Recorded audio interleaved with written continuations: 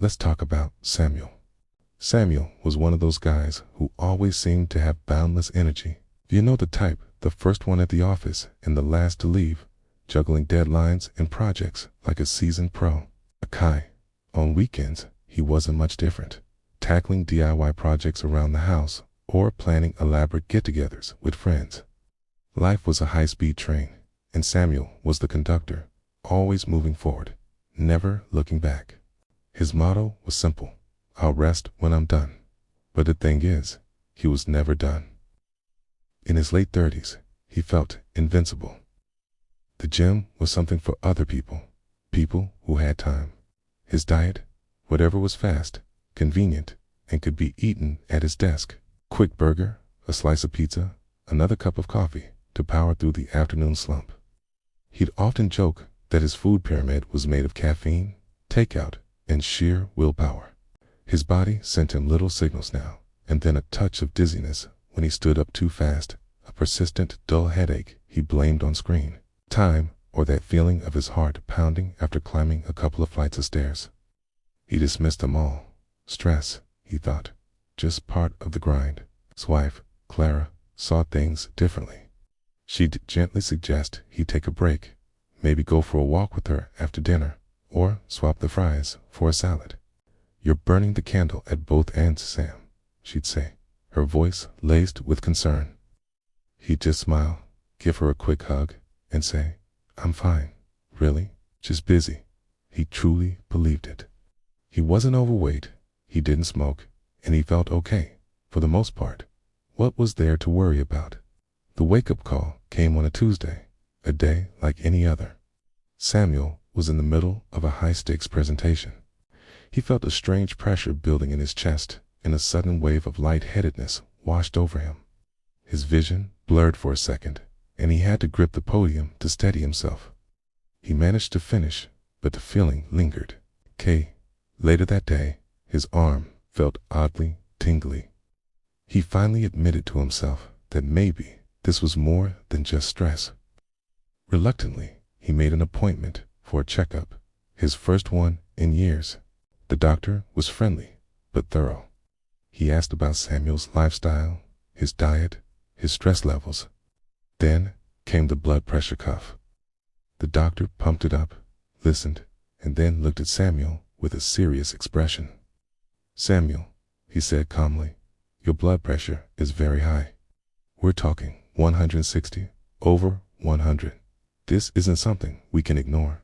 The numbers didn't mean much to Samuel at first, but the doctor's tone did. He explained what high blood pressure, or hypertension, really meant. He called it the silent killer because it often has no obvious symptoms until it causes serious damage to your heart, arteries, and other organs. He painted a picture of what could happen down the line: heart attack, stroke, kidney disease.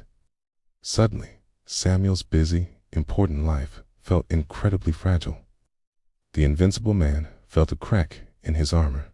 He walked out of the clinic in a daze, the doctor's words echoing in his ears. That evening, he sat down with Clara and told her everything. For the first time, he didn't brush off her concern. He just listened. He saw the fear in her eyes, but also the love and the unwavering support. It was in that moment that he knew things had to change. His "I'll rest when I am done" philosophy had led him to a place where he might be done much sooner than he ever imagined. The next day marked the beginning of Samuel's new journey. It wasn't about a radical, overnight transformation. It was about small, sustainable changes. The doctor had put him on medication, but he stressed that lifestyle was the key to long-term control. So Samuel started there. Began by leaving work on time. It felt strange at first, like he was abandoning his post, but he did it. Instead of driving home in a rush, he'd take a few deep breaths before starting the car. He and Clara started taking those evening walks she had always suggested.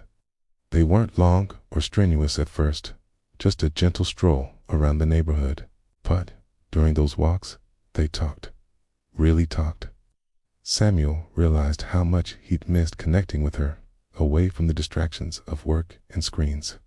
The walks got a little longer each week, his breathing a little easier.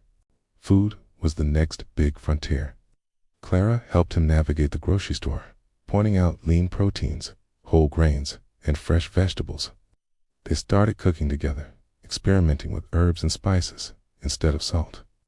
Samuel discovered he actually enjoyed it. He found that a home-cooked meal of grilled chicken and roasted vegetables could be just as satisfying as a greasy burger, and it didn't leave him feeling sluggish and heavy. He bought a reusable water bottle and started sipping on it all day, cutting back on the endless cups of coffee and soda. He even started scheduling his rest. He blocked out time in his calendar for a lunch break, away from his desk. He made sure he got 7 to 8 hours of sleep a night. At first, his mind raced with work worries, but he learned to practice mindfulness, focusing on his breath to calm his racing thoughts. The persistent headaches he used to have started to fade away. The dizzy spells disappeared. A few months later, Samuel went back for a follow-up. He felt different, calmer, lighter, more energetic in a steady, sustained way, not the frantic, caffeine-fueled energy of before. The nurse wrapped the cuff around his arm. He held his breath. The doctor came in, looked at the chart, and smiled. 125/80, he announced. Samuel, this is fantastic. Whatever you're doing, keep doing it. Relief washed over Samuel so intensely it almost brought him to tears. It wasn't just about the numbers. It was the confirmation that his efforts were working. He had taken back control of his health. He realized that true strength wasn't about pushing through exhaustion or ignoring your body's signals. Its true strength was about listening, adapting, and caring for the one body you're given.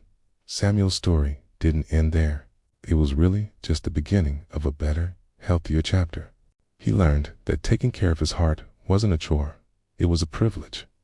It meant he could be there for Clara, for his future family, for all the moments, big and small, that truly make a life. He still worked hard, but he worked smarter. He understood that productivity wasn't about the number of hours you put in, but the quality of the energy you bring to those hours. His journey is a powerful reminder for all of us. Life gets busy, and it's easy to put our health on the back burner. We tell ourselves we're fine, that we'll deal with it later, but our hearts don't work on our schedule. They're beating for us second by second, and they need our attention. Samuel's high blood pressure was a warning, but it was also a gift. It was the alarm that woke him up and put him back on the right track before it was too late. So, if you recognize a bit of yourself in Samuel's story, the constant stress, the quick meals, the ignored symptoms, maybe it's time to listen. You don't have to wait for a scary diagnosis. You can start today. Take a walk, eat a vegetable, get a good night's sleep, get your blood pressure checked. These small steps are investments in your future. They are the most important project you will ever work on. Samuel learned that taking care of his heart wasn't about giving up his life. It was about getting it back. Okay? And that's a lesson we can all take to heart. Thanks for watching. If this story resonated with you, please give it a thumbs up and subscribe for more content on living a healthier, happier life. See you in the next video.